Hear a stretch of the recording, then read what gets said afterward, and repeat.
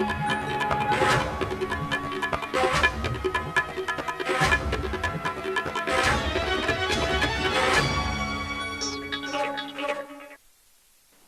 आप देख रहे हैं न्यूज इंडिया। मैं हूं आपके साथ शिवानी पांडे। केंद्र सरकार के पैकेज की घोषणा के एक दिन बाद ही उत्तर प्रदेश के सीएम योगी आदित्यनाथ ने प्रदेश के मध्यम सूक्ष्म लघु उद्योग सेक्टर के 56,756 औद्योगिक इकाइयों को 2002 करोड़ की राशि लोन के तौर पर दी। इससे 2 लाख लोगों को रोजगार मिलेगा। पूरे देश में ऐसा करने वाला उत्तर प्रदेश पहला राज्य बन गया है। केंद्र सरकार के आर्थिक पैकेज की घोषणा के बाद उत्तर प्रदेश के मुख्यमंत्री योगी आदित्यनाथ ने आज 56,754 उद्यमियों को सीधे 2002 करोड़ का लोन वितरित किया और ये सिंगल विंडो सिस्टम के जरिए दिया गया। आज यूपी के सीएम ने एमएसएमई को मजबूत करने के लिए करीब 56,754 उद्यमी हैं, उनको लोन दिया है। इससे 2 लाख लोगों को जहां रोजगार मिलेगा, साथ ही एक बहुत बड़ी राहत की भी बात है। साथ साथ इसके अलावा उत्तर प्रदेश सबसे पहला राज्य बन गया है जिसने इतने बड़ी धनराशि को लोन के रूप में दिया है। आज रोजगार मेले जो रोजगार लोन संगम मेले का की शुरुआत हुई है, उसके जरिए ये 2002 करोड़ देने का काम हुआ है। तो कहीं न कहीं उत्तर प्रदेश की ओर से ये बड़ी पहल है और इससे सीधे 2 लाख लोगों को रोजगार मिलेगा और साथ ही 56,000 से ऊपर जो इकाइयां हैं औद्योगिक, उनको एक तरह से बूस्टअप मिलेगा ताकि वो अपने कारोबार को बढ़ा सकें, जिससे उत्तर प्रदेश में आर्थिक गतिविधियां तेज हो सके। कैमरा पर्सन गौरव वर्मा के साथ मनीष मिश्रा, न्यूज इंडिया, लखनऊ। प्रधानमंत्री मोदी और मुख्यमंत्री योगी आदित्यनाथ की अपील के बावजूद अलग अलग जगहों से मजदूरों का पलायन जारी है। अब हादसों का सिलसिला भी शुरू हो गया है। कहीं ड्राइवर शराब के नशे में होते हैं तो ट्रकों या टैंकर में अवैध रूप से यात्रा कर रहे लोग हादसों का शिकार हो जाते हैं। उत्तर प्रदेश राज्य परिवहन निगम के एमडी राजशेखर से खास बात की हमारे संवाददाता मनीष मिश्रा ने। उत्तर प्रदेश के मुख्यमंत्री ने कहा कि कोई पैदल न चले और उत्तर प्रदेश सरकार की तरफ से पहल भी हो रही है। परिवहन विभाग ने पूरी मुस्तैदी के साथ काम भी कर रहा है। कोटा से काफ़ी संख्या में, हजारों की संख्या में जो छात्र, सबको लाया गया, उनके घर तक पहुंचाया गया। ऐसे ही जो श्रमिक स्पेशल ट्रेनें आ रही हैं, उन मजदूरों को भी पहुंचाने का काम उत्तर प्रदेश परिवहन विभाग द्वारा किया जा रहा है और इसी पे हम बातचीत करेंगे। हमारे साथ हैं उत्तर प्रदेश परिवहन निगम के प्रबंध निदेशक श्री राजशेखर जी। राजशेखर जी, अभी जैसा कि ये आज एक बड़ी दुर्भाग्यपूर्ण घटना घट गई, हालांकि उसके लिए किसको दोष माना जाए तो जांच के बाद पता चलेगा। मजदूरों का लगातार पैदल चलना दूसरे राज्यों से जारी है। मुख्यमंत्री की भी अपील है कि कोई पैदल न चले और एक उसके साथ जो प्राविधान ये है कि जो लोग दूसरे राज्यों से आ रहे हैं या जिलों से जो सूची दी जा रही है, रिक्वेस्ट हो रहा है, उसके बाद परिवहन विभाग उनको कैरी करके उनके गंतव्य तक पहुंचा रहा है। देखिए, उत्तर प्रदेश बाहर जो राज्यों में यहाँ के जो निवासी थे, वो चाहे मजदूर हो, चाहे किसान हो, चाहे स्टूडेंट्स हो, तो उनको कुशलतापूर्वक बसेस के माध्यम से, ट्रेन्स के माध्यम से लेके आने का, प्लस उनको अपने गंतव्य स्थान तक पहुँचाने का जो है पिछले कई दिनों से काम कर रहे हैं। और इसमें देखेंगे तो लाखों लोग अब तक अपने अपने गंतव्य स्थान तक सेफली पहुँच चुके हैं और ये लगातार युद्ध स्तर पर ये कार्रवाई हो भी रहा है और सभी इसमें, चाहे शासन के सभी विभाग हो, चाहे जिला प्रशासन हो, बहुत कटिबद्ध तरीके से वो काम कर रहे हैं। और उसमें परिवहन निगम भी जो भी विषम परिस्थिति में भी जो एक बेहतर सेवा देने का जो हम लोग प्रयास उसमें कर रहे हैं। और जितने भी ट्रेन अभी आ रहे हैं, 60-70 ट्रेन, उन सभी लोगों को उतरवाने के बाद उनको अपने अपने जनपद में जो है वो भेजने के कार्य परिवहन निगम द्वारा की जा रही है। एक चीज़ जो आज एक बड़ी दुखद घटना घटी मुजफ्फरनगर में, जो पंजाब से मजदूर आ रहे थे, 16 की मौत हो गई, वो अनियंत्रित बस से जो रोडवेज की ही थी। तो क्या जिला प्रशासन की ये जिम्मेदारी तो तय होनी चाहिए या इसमें परिवहन विभाग भी कुछ भूमिका अदा करेगा? देखिए, इसमें ये है कि हम लोग सभी प्रिकॉशन मेजर लेते हैं और लगातार ट्रेनिंग, काउंसलिंग ड्राइवर कंडक्टर का होता है चीज़ें, और बस को भी बेहतर कंडीशन में हम लोग रखते हैं चीज़ें।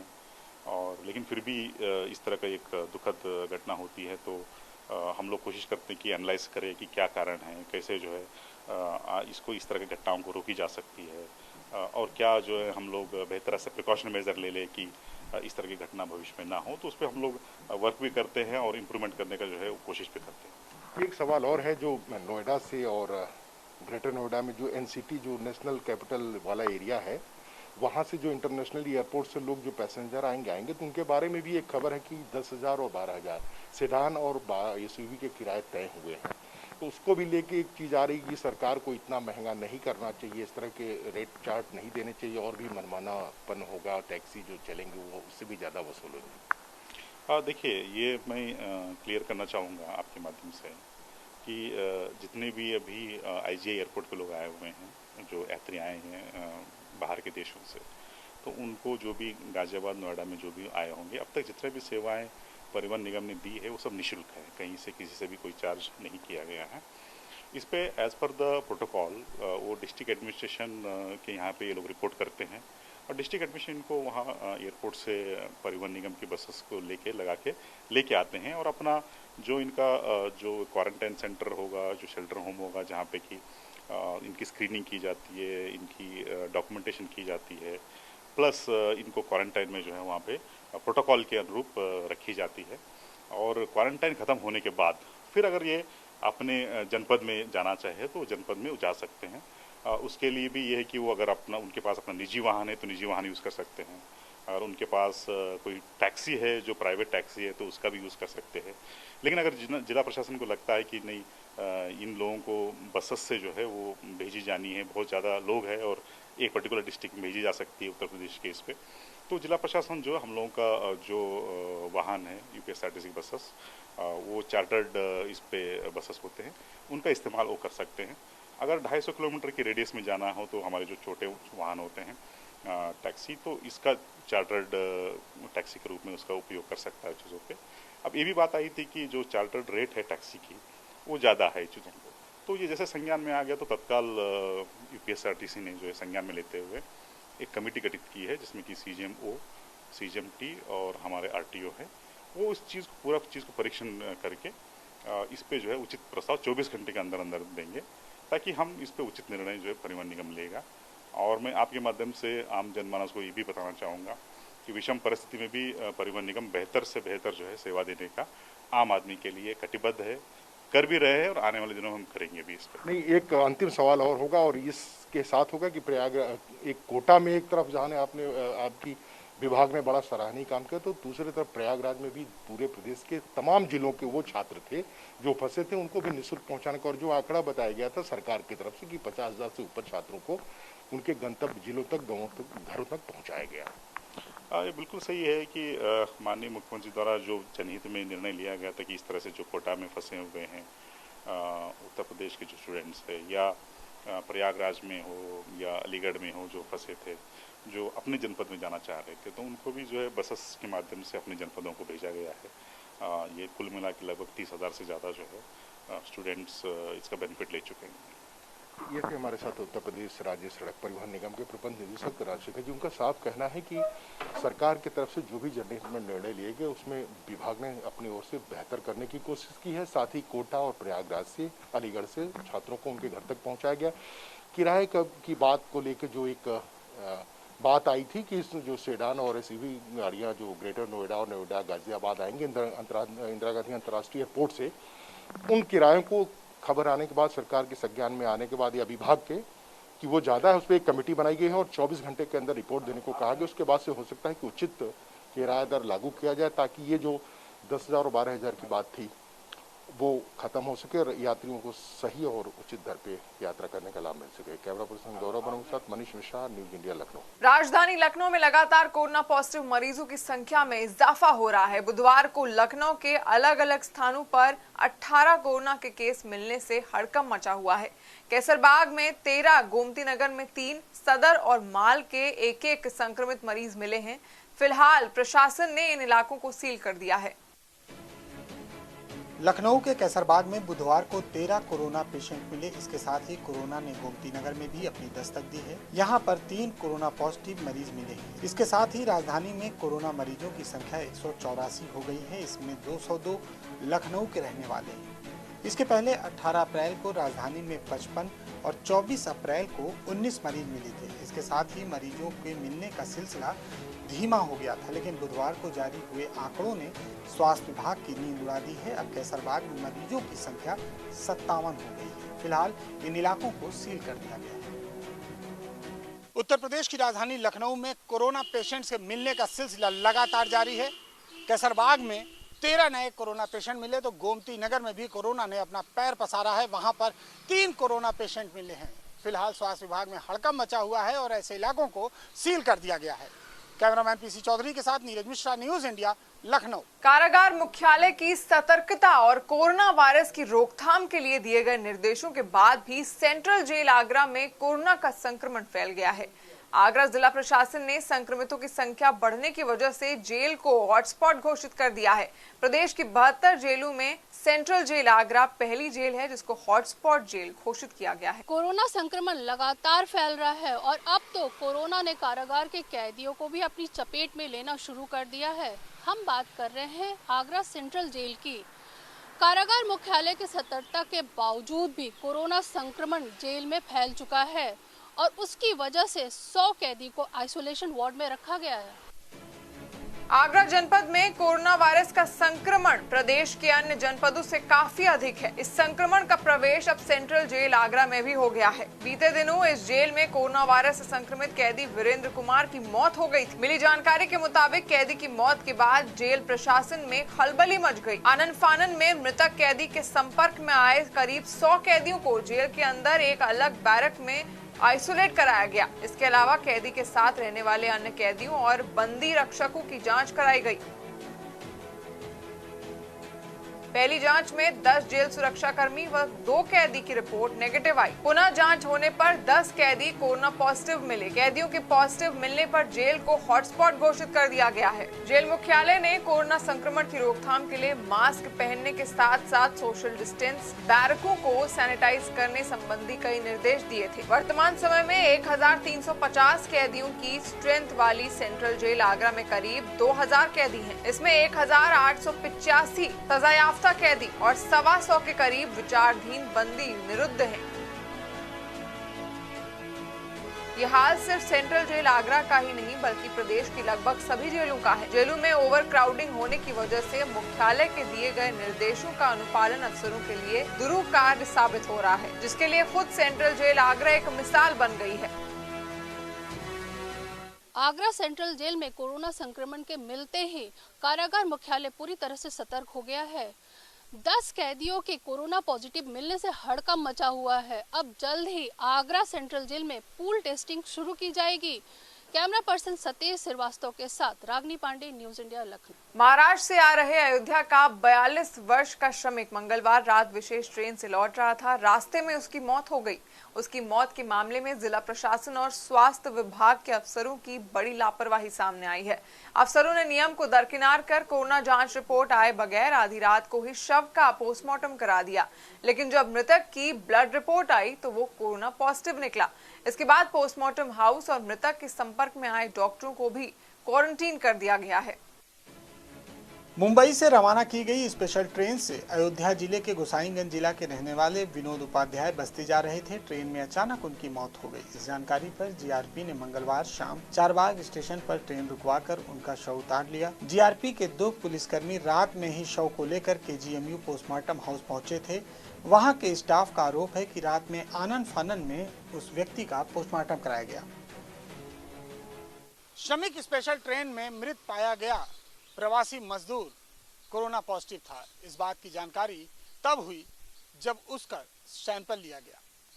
इस मामले में पुलिस की लापरवाही सामने आई है। पुलिस ने आनन फानन में उसका पोस्टमार्टम कराया और उसका अंतिम संस्कार भी कर दिया। इसके बाद सिविल अस्पताल से 2 डॉक्टरों को रात में ही पोस्टमार्टम ड्यूटी के लिए भेजा गया, लेकिन बुधवार दोपहर मरीज की रिपोर्ट पॉजिटिव आई। इस बीच रिपोर्ट की जानकारी मिलने के बाद पोस्टमार्टम हाउस के कर्मचारियों के साथ सिविल अस्पताल के डॉक्टरों को भी क्वारंटाइन कर दिया गया है। जांच के लिए सभी के सैंपल लिए गए हैं। वहीं जीआरपी ने चारबाग स्टेशन पर उसको उतारने वाले दोनों सिपाहियों को भी क्वारंटाइन कर दिया है। इसके साथ ही बस्ती जिला प्रशासन को मृतक के कोच में सफर करने वाले 53 श्रमिकों को भी क्वारंटाइन करने के लिए कहा गया है। मृतक व्यक्ति की रिपोर्ट कोरोना पॉजिटिव आई, जिसके बाद अस्पताल प्रशासन में हड़कंप मच गया। फिलहाल इस मामले में कई लोगों को क्वारंटाइन किया गया है और पोस्टमार्टम हाउस को भी सील कर दिया गया है। कैमरामैन पीसी चौधरी के साथ नीरज मिश्रा, न्यूज इंडिया, लखनऊ। फिलहाल के लिए इतना ही। लेते हैं एक छोटा सा ब्रेक, जल्द लौटेंगे।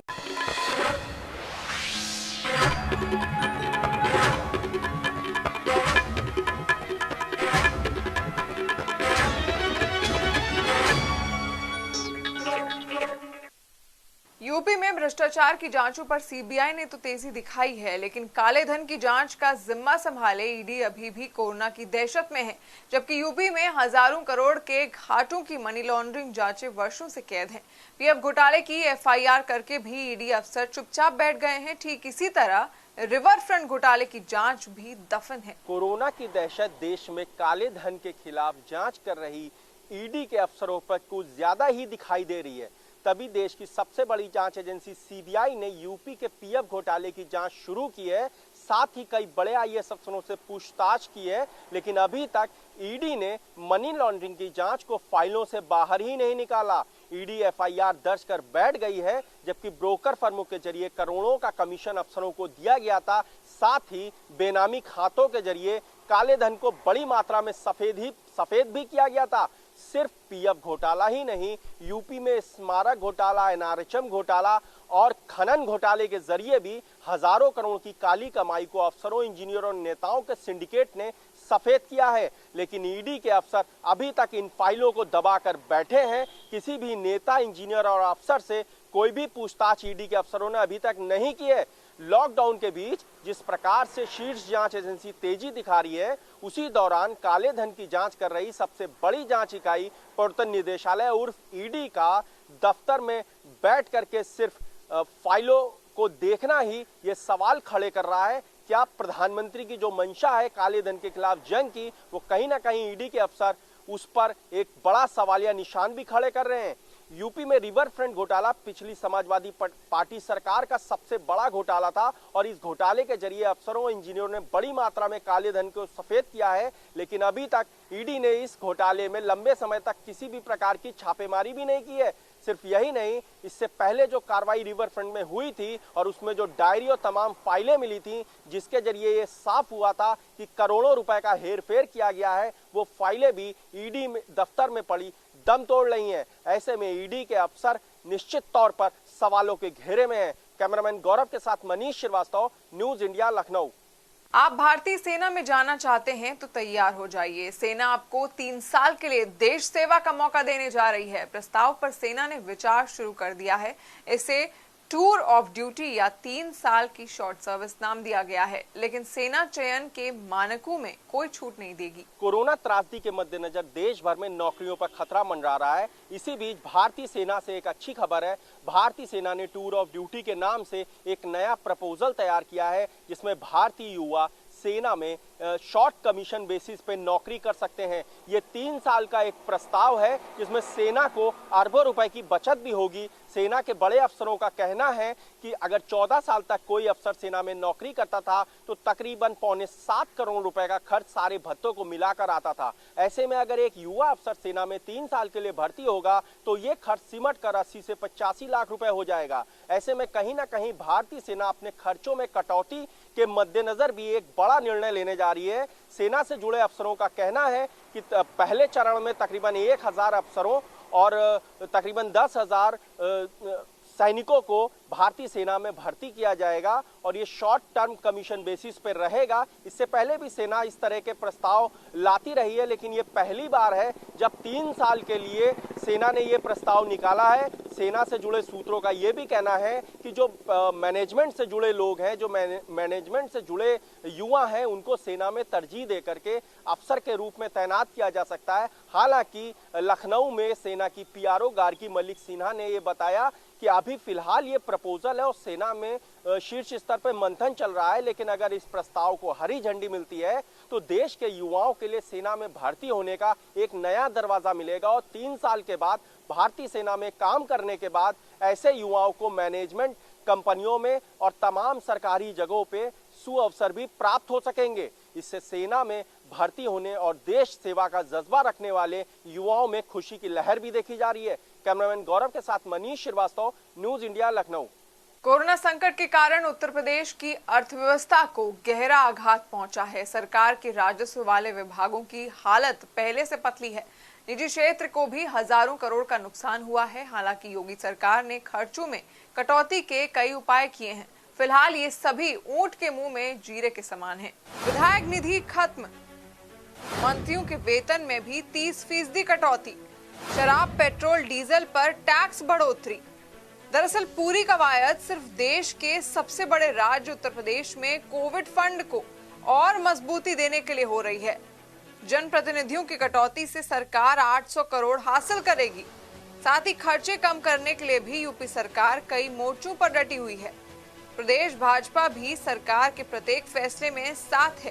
कोरोना महामारी से लड़ने के लिए जारी लॉकडाउन में उत्तर प्रदेश में योगी आदित्यनाथ जी की सरकार ने आकस्मिक रूप से बढ़े हुए कई प्रकार के खर्चे, जैसे अप्रवासी मजदूरों की व्यवस्था, उत्तर प्रदेश में रहने वाले लगभग 30 लाख के आसपास रेहड़ी खोमचे वाले जिनके खातों में सीधे पैसे भेजे जा रहे हैं, तथा अन्य प्रकार के व्यय के लिए उत्तर प्रदेश सरकार के राजकोषीय खर्च को विभिन्न प्रकार से कम करने का प्रयास किया है, जिसमें माननीय विधायक लोगों की विधायक निधि को 1 वर्ष के लिए स्थगित करना, उनके वेतन भत्तों में 30% की कमी करना, राज्य सरकार के विभिन्न अधिकारियों और कर्मचारियों के भत्तों को कम करना, तथा अन्य ऐसे खर्च जिनको तत्काल किया जाना आवश्यक नहीं था, चाहे वो निर्माण कार्य से संबंधित हो, चाहे अन्य प्रकार की खरीद और जरूरत के, उनको स्थगित करने का काम किया है ताकि आवश्यक संसाधन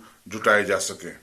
यूपी सरकार की अर्थव्यवस्था को कोरोना संकट ने बड़ी चोट दी है, जिससे उबरने में लंबा समय लगेगा। सरकार ने अपने 16 लाख राज्य कर्मचारियों के भत्तों में भी कटौती की है, जिससे वो पहले से आंदोलित हैं। हमारे कर्मचारियों के लगभग 3 महीने पहले 5 भत्ते काटे गए थे, उसी के उपरांत फिर 3 महीने के बाद 7 भत्ते काट दिए गए हैं। कोविड 2019 के खर्चे में सरकार द्वारा इन भत्तों का काटा जाना किसी भी दशा में उचित नहीं है। सिर्फ सरकार ही नहीं बल्कि यूपी में निजी क्षेत्रों को भी हजारों करोड़ों का घाटा हुआ है। लखनऊ में तकरीबन 500 फैक्ट्रियों का 5000 करोड़ से अधिक कारोबार प्रभावित हुआ है।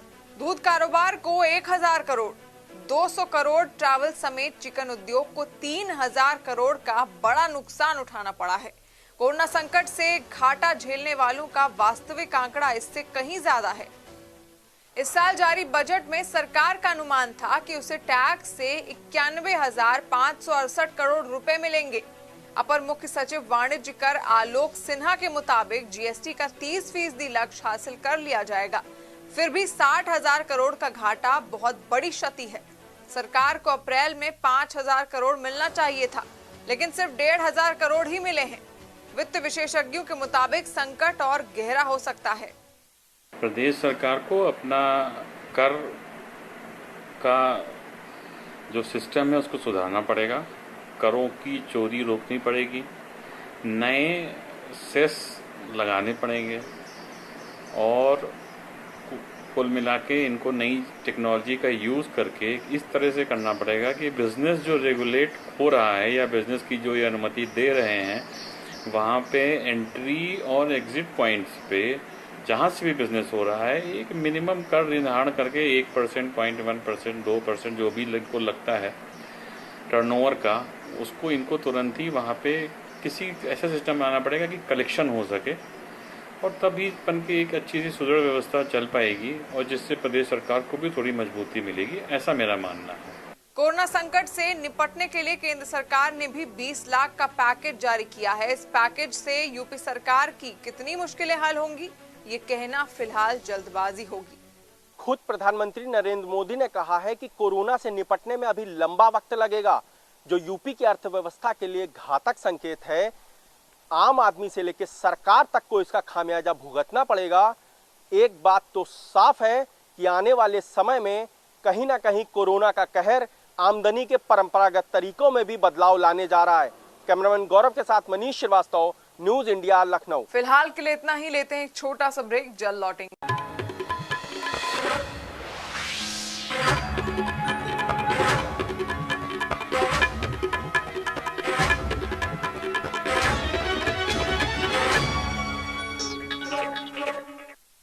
ब्रेक ब्रेक के बाद एक बार फिर से आपका स्वागत है। राजधानी लखनऊ में स्वदेशी मास्क और सैनिटाइजर बनाने की शुरुआत हो गई है। खादी ग्रामोद्योग की मदद से स्वयंसेवी संगठनों द्वारा लोगों को सस्ते मास्क और स्वदेशी सैनिटाइजर उपलब्ध कराने के लिए निर्माण कार्य शुरू हो गया है। प्रधानमंत्री मोदी ने भी स्वदेशी के अधिक प्रयोग की बात कही है। इससे लोगों को सस्ते मास्क और सैनिटाइजर उपलब्ध हो रहे हैं, साथ ही महिलाओं को भी रोजगार मिल रहा है। देखिए न्यूज इंडिया के वरिष्ठ संवाददाता नीरज मिश्रा की रिपोर्ट। पूरे विश्व में इस समय कोरोना वायरस का प्रकोप है।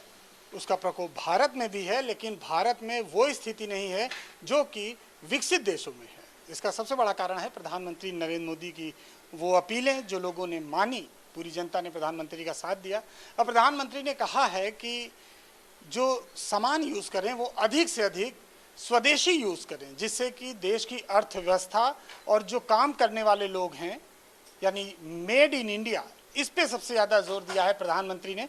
उसी बात को हम आपको बताएंगे कि किस तरह से प्रधानमंत्री की उस अपील को लेकर लोग उत्साहित हैं और साथ ही ऐसे लोग जो अब खादी के बनाए हुए मास्क तैयार कर रहे हैं। ये मास्क काफ़ी हाइजेनिक हैं। एक तो खादी के बने हुए हैं, खादी के कपड़े हिंदुस्तान में बनते हैं, और इसके अलावा ये जो अन्य बाज़ार में जो मास्क हैं उनसे काफ़ी सस्ते हैं। और इसके साथ साथ जो महिलाएं हैं यानी देश की जो आधी आबादी है उसको एक रोजगार भी इन मास्क के जरिए मिल रहा है। भारतीय स्वयं सहायता समूह द्वारा, जो कि राजधानी लखनऊ के चिन्हट इलाके में है, यहाँ पर बड़ी संख्या में महिलाएं अब खादी के मास्क बना रही हैं और ये बाज़ार में भी जा रहे हैं। और ख़ास बात ये है कि ये किसी तरह से भी जो बाज़ार के बहुत महंगे महंगे मास्क आप देखते हैं उनसे किसी भी तरह कम नहीं है, और कहा जाए उनसे कई गुना अच्छे भी हैं। तो हम बात करेंगे यहाँ पर जिस तरह से मास्क तैयार हो रहा है। अफसाना जी हैं, इन्होंने आगे बढ़ के ये कार्य शुरू किया है मास्क को लेकर। हालांकि पहले मास्क का, आज से अगर 2-3 महीने पहले की बात करें तो मास्क को कोई प्रचलन खास नहीं था, खासकर राजधानी लखनऊ में, लेकिन अब मास्क का प्रचलन बढ़ा है। कोरोना वायरस की वजह से हर व्यक्ति मास्क लगा रहा है। कोई भी व्यक्ति सड़क पर बिना मास्क के नहीं चल रहा है, और अगर वो निकलता है तो उसके खिलाफ दंडात्मक कार्रवाई भी की जा रही है। अफसाना जी से बात करेंगे। अफसाना जी, ये किस तरह के मास्क हैं और इन्हें तैयार करने में कितनी लागत और मेहनत आती है, और बाज़ार में ये कैसे बिकेंगे? जैसा कि आपने बताया कि हमारा ये खादी का मास्क है और इसको खादी कपड़े से हम लोग बना रहे हैं, और इसको बनाने में जो हम लोग की लागत आ रही है करीब 13 रुपये 60 पैसे के करीब आ रही है, और उसको हम 14 रुपये में सेल कर रहे हैं।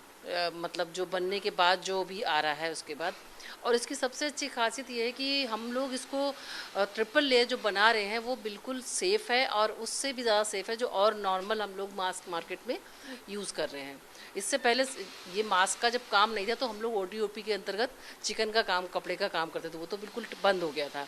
लेकिन ये जो हमारा स्वदेशी वाला जो पार्ट हुआ है, जो देश के अंदर बनने और उसके बाद उसको काम करने की जो हमारे प्रधानमंत्री जी की मुहिम है, उसके अंतर्गत ये हम लोगों को बहुत बड़ा सहारा है कि इसके तहत हम लोग बहुत अच्छा कुछ रोज़गार प्राप्त कर ले रहे हैं। हमारे पास करीब 20-25 महिलाएं हैं, जो कम से कम 20-25 महिलाएं जो जुड़ी, जिनको रोज़ के डेली रोज़गार मिल रहा है। 2000 मास्क करीब डेली हम लोग तैयार करते हैं, और उसका डेली का उन लोगों को 400-500 रुपये डेली अर्न कर ले रही हैं।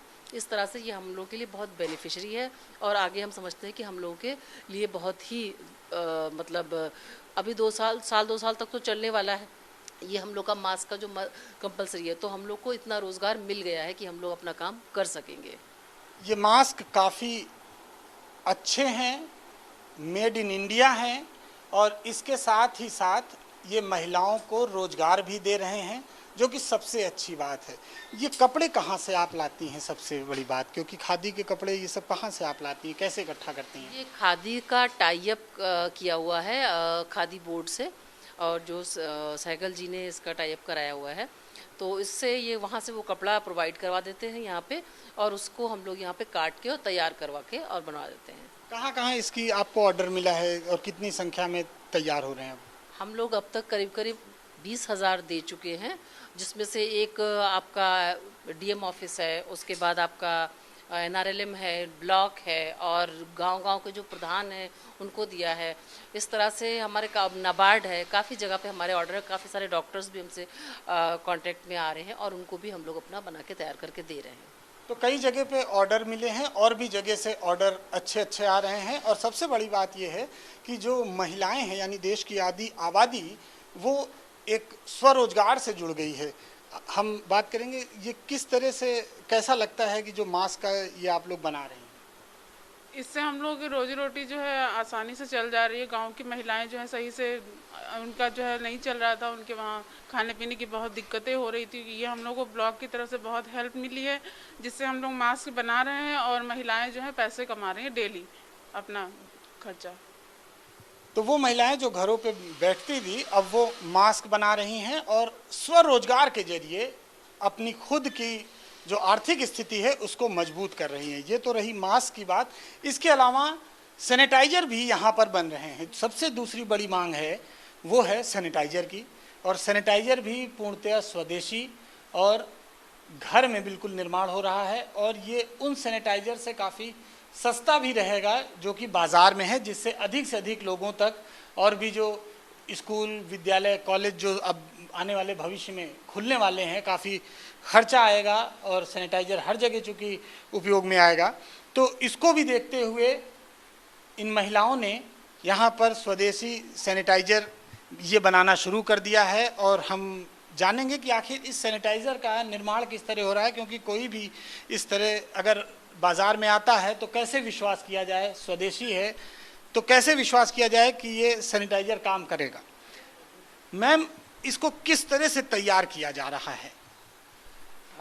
इसमें हम लोग कहते हैं जो डिस्टिल्ड वाटर है वो और हमारा हाइड्रोक्लोराइड और कुछ वो मिला के डिटॉल और ये सारी चीज़ें मिला के और हम लोग उस तरह से तैयार करते हैं जो कि पूरी तरह से सुरक्षित और उसके हिसाब से है कि आपको किसी तरह आपके हाथ को नुकसान, ग्लिसरीन उसमें ऐड करते हैं। इस तरह से सारी चीज़ें ऐड की गई हैं कि जो हाथ के लिए नुकसानदेह भी ना हो और सारे कीटाणु को भी मार सके, सारे जैम्स को भी मार सके। इस तरह से जो लोग इस मास्क को मतलब इस सैनिटाइज़र की बोतलों को तैयार कर रहे हैं उनको कोई प्रॉपर ट्रेनिंग वगैरह इस तरह की दी हो या कहीं से वो सीख रहे हो? कोई एक हम लोगों ने पार्ले एग्रो से हम लोगों ने सीखा है और उनके पास उन्होंने पूरा सिखाया है और पूरी एक सबका एक क्वांटिटी बताई है कितना कितना इसमें मिलाना है। 1 kg के उसमें कितना क्या कितनी क्वांटिटी में हमको क्लोराइड, कितना पानी, कितना क्या मिलाना है, ग्लिसरीन, सारी चीज़ें मिलाने का उन्होंने एक पूरा बना के दिया है। उसके अकॉर्डिंग हम लोग प्रॉपर मिलाते हैं और तैयार करते हैं। बाजार के सैनिटाइजर से इसकी कीमत किस तरह से कम रहेगी कि अधिक से अधिक, चूँकि आपका लक्ष्य है अधिक से अधिक लोगों तक ये चीज़ पहुँचे जो कि गरीब तबका है या वो तबका है जो कि बहुत महंगे सैनिटाइज़र नहीं खरीद सकता, तो उन तक किस कीमत में ये पहुंचेगा सब तैयार होने के बाद? देखिए, हम लोगों की सोच ज़्यादातर ग्रामीण के लिए, क्योंकि हम लोग समूह से हैं, हम चाहते हैं गांव के हर एक व्यक्ति के पास सैनिटाइज़र हो, अगर वो ज़रूरत हो तो उसको इस्तेमाल कर सके। अभी तक ऐसा होता है कि वो लोग सैनिटाइज़र खरीद नहीं पाए थे, 100-150 इतना महंगा। ये हम लोग का 100 ml जो है कम से कम मार्केट में 50 रुपये का है। हमने इसको कोशिश की है कम से कम करें 40 रुपीज़ इसकी हम कॉस्ट रखेंगे जो मार्केट में सेल करने की, जो मतलब रिटेलर की है, और होलसेल का हम 35 में करेंगे। ये काफ़ी अच्छी सोच है कि जो जिन लोगों के पास सैनिटाइज़र नहीं पहुंच रहे हैं, यानी ग्रामीण तबके के वो लोग भी इस सैनिटाइज़र का उपयोग करें, जिससे वो कोरोना से सुरक्षित रहें, कोरोना वायरस उन तक ना पहुंचे। और इसके लिए ज़रूरत है कि आने वाले काफ़ी समय तक अब सैनिटाइज़र लोगों की आम जिंदगी में प्रचलन में रहेगा। तो इसके लिए भी खुद से निर्मित स्वदेशी तरीके से, जो कि प्रधानमंत्री की मुहिम है, उस पूरे तरीके को आजमाते हुए ये सैनिटाइज़र तैयार हो रहा है और ये सैनिटाइज़र अधिक से अधिक लोगों तक पहुँचे, यही इन महिलाओं की इच्छा भी है और लोगों की ज़रूरत भी। कैमरामैन पीसी चौधरी के साथ नीरज मिश्रा, न्यूज़ इंडिया, लखनऊ। हरदोई के थाना मल्लावा क्षेत्र के मटियामऊ गांव में कोरोना पॉजिटिव मरीज पाया गया, जिसके बाद पूरे गांव को सील कर हॉटस्पॉट क्षेत्र घोषित कर दिया गया है। यहां किसी को भी अंदर जाने व बाहर निकलने की मनाही थी। इस दौरान राघवपुर चौकी इंचार्ज हेल्थ चेकअप कर रही स्वास्थ्य टीम के साथ चल रहे थे। लॉकडाउन तोड़कर घूम रहे युवकों और महिलाओं को टोकने पर टीम पर गांव वालों ने हमला कर दिया। इसके बाद थाने से अतिरिक्त फोर्स मंगाकर गांव वालों को खदेड़ा गया। मटिया गांव में अभी एक व्यक्ति कोरोना संक्रमित पाया गया था, इस कारण उसको सील किया गया था। आज ऐसी खबर मिली है कि वहां पुलिस टीम पर अराजक तत्वों ने हमला किया है, तो उसकी जानकारी मिलने पर मैं भी यहां पहुंचा हूं और जिनका जो घायल हुए हैं हमारे वहां के चौकी इंचार्ज मोइन खान, उनको इलाज के लिए भेजा गया है। बाकी जो भी उचित कार्रवाई है वो की जा रही है। मटिया मऊ गांव के करीमपुरवा मजरे में यहाँ 2 कोरोना मरीज यहाँ आसपास के एरिया में मिले थे, जहाँ इनको हॉटस्पॉट एरिया घोषित किया गया था। 2 दिन से यहाँ सैनिटाइजेशन एवं हेल्थ वर्कर्स के द्वारा स्क्रीनिंग इत्यादि का कार्य किया जा रहा है, जिसमें पुलिस की ड्यूटी तैनात थी। कुछ व्यक्ति ऐसे थे जो बिना कारण बाहर घूम रहे थे, उनको जब रोका टोका गया तो उन्होंने पुलिस से उलझने की कोशिश की और जब उन्हें समझाने की कोशिश की तो उन्होंने हमला कर दिया। इस प्रक्रिया में हम लोगों ने अभी मुकदमा दर्ज करके 4 व्यक्तियों को हिरासत में लेकर पूछताछ शुरू कर दी है। आगे विवेचना जारी है। इन सभी के खिलाफ आगे सख्त से सख्त कार्रवाई आगे की जाएगी। यूपी के कौशाम्बी जनपद में एक क्वारंटीन सेंटर में एक साथ 3 युवक कोरोना वायरस पॉजिटिव पाए गए हैं। 3 कोरोना पॉजिटिव मरीज मिलने के बाद जिला प्रशासन में हड़कंप मच गया। इससे पहले कौशाम्बी जनपद में 2 पॉजिटिव मरीज मिले थे। सिराथू तहसील के कखोड़ा स्थित पंडित दीनदयाल उपाध्याय राजकीय आश्रम पद्धति विद्यालय में बनाए गए अस्थायी क्वारंटीन सेंटर में मिले 3 कोरोना वायरस के मरीजों को प्रयागराज के कोटवा एन बनी स्थित कोरोना लेवल 1 अस्पताल में ले जाकर भर्ती करा दिया गया है। डिप्टी सीएमओ ने पत्र जारी कर कोरोना वायरस के संक्रमित युवकों के बारे में पुष्टि की है। कोरोना पॉजिटिव पाए गए तीनों युवक महाराष्ट्र से 9 मई को जनपद कौशाम्बी आए थे। जिले में देखिए 2 पहले थे और 1 कल मिला है और 2 आज मिला है। लॉकडाउन में मजदूरों को भूखा रखने, उन्हें प्रताड़ित करने और वापस न जाने देने का आरोप संभल के चिमियावली की Indian frozen foods meat factory पर लगा है। ये वो इलाका है जो आदमखोर कुत्तों को लेकर भी बदनाम है। मीट फैक्ट्रियों का कचरा खाकर यहाँ कुत्तों के सैकड़ों झुंड आदमखोर हो गए हैं। Indian frozen foods meat factory के सैकड़ों श्रमिक अपने बैग उठाकर सड़कों पर आ गए।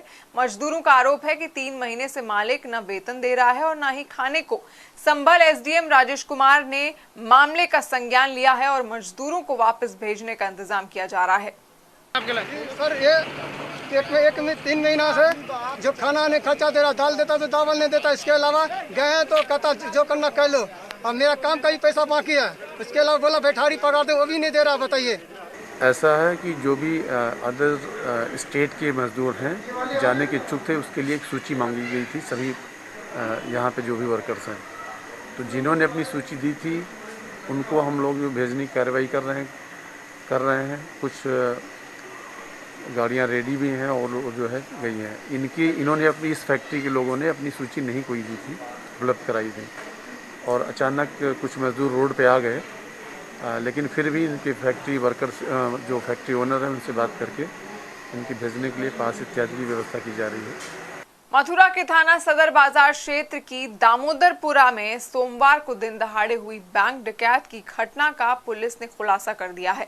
इस घटना के खुलासे के लिए आईजी आगरा रेंज ए सतीश गणेश की मॉनिटरिंग में पुलिस टीमें लगी हुई थी।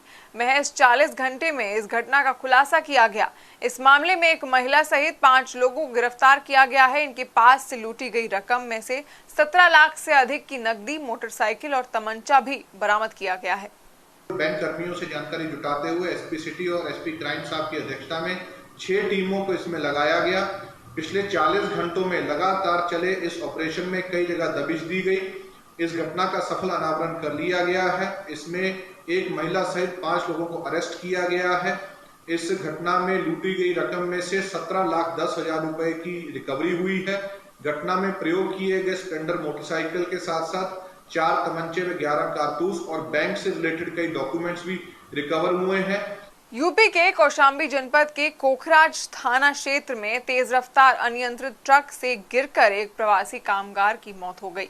प्रवासी कामगार का शव सड़क किनारे देखकर लोगों ने पुलिस को सूचित किया। मौके पर पहुंची पुलिस ने मृतक युवक की जेब से आधार कार्ड निकाला तो उसकी पहचान जौनपुर जनपद के कराकत थाना इलाका निवासी राहुल के रूप में हुई है। पुलिस ने मृतक के घर सूचना भेजकर शव पोस्टमार्टम के लिए भेज दिया है। परिजनों के मुताबिक मृतक मुंबई से अपने घर जौनपुर लौट रहा था। थाना कोबरा क्षेत्र के अंतर्गत NH2 पर एक डेड बॉडी मिली है और उसके पास से एक मोबाइल मिला है। उसको आइडेंटिफाई करके आवश्यक कार्रवाई की जा रही है और सबको कब्जे में लेकर के PM के लिए भेज दिया गया है। उत्तर प्रदेश के शाहजहांपुर में मुंबई से आए एक युवक के कोरोना पॉजिटिव मिलने के बाद प्रशासन में हड़कंप मच गया है। युवक को इलाज के लिए बरेली भेज दिया गया है, साथ ही उसके पूरे परिवार को क्वारंटीन कराया गया है। शाहजहांपुर जनपद को ग्रीन जोन में रखा गया था, लेकिन कोरोना पॉजिटिव मिलने के प्रशासन की कार्यशैली पर सवाल खड़े हो रहे हैं। कोरोना पॉजिटिव पाए गए युवक के पूरे गांव को सैनिटाइज करने के साथ ही हॉटस्पॉट घोषित कर दिया गया है। कोविड-19 की प्रोटोकॉल है, उसके अकॉर्डिंग कोई भी कोरोना संक्रमित व्यक्ति यदि मिलता है तो उसके इलाके को हॉटस्पॉट घोषित कर दिया जाता है। इसी के तहत इस गांव को हॉटस्पॉट घोषित करते हुए यहाँ पे बैरिकेडिंग व्यवस्था लागू कर दी गई है। श्रम कानूनों में बदलाव के खिलाफ भारतीय मजदूर संघ ने ताल ठोकी है। देश में उत्तर प्रदेश, गुजरात और मध्य प्रदेश की सरकारों ने कोरोना के मद्देनजर उद्योग जगत के लिए श्रम कानूनों को स्थगित करने का निर्णय हाल ही में लिया है। वहीं महाराष्ट्र, राजस्थान, उड़ीसा और गोवा में श्रमिकों के काम के घंटे भी अब 8 से बढ़कर 12 कर दिए गए हैं। BMS से जुड़े देश भर के श्रमिक नेताओं ने ऑनलाइन माध्यम से बैठक कर सरकारों के प्रस्ताव की निंदा के साथ इसके खिलाफ आंदोलन की रणनीति पर चर्चा की है। संघ इस बात से भी खासा आक्रोशित है कि अभी तक सिर्फ मध्य प्रदेश के मुख्यमंत्री ने ही मजदूर संघ के प्रतिनिधि मंडल से मिलने पर हामी भरी है। बाकी राज्य सरकारों ने संघ के पत्रों पर कोई तवज्जो नहीं दी। हालांकि मोदी सरकार द्वारा कोरोना से लड़ने के लिए 20 लाख करोड़ के पैकेज की भारतीय मजदूर संघ ने सराहना की है। संघ ने आंदोलन के लिए 3 मुख्य बिंदुओं पर हामी भरी है। सबसे पहले 16 मई से देश भर में इस कानून के खिलाफ लोकल अथॉरिटीज को ज्ञापन दिया जाएगा। इसके बाद 20 मई को राष्ट्रीय स्तर पर श्रम कानूनों से छेड़छाड़ का तगड़ा विरोध किया जाएगा। 30 और 31 मई को कंपनियों और उद्योग जगत से श्रमिक अपना विरोध दर्ज कराएंगे। तो फिलहाल के लिए इतना ही। देश और दुनिया की ऐसी तमाम खबरों के लिए आप देखते रहिए न्यूज़ इंडिया। नमस्कार।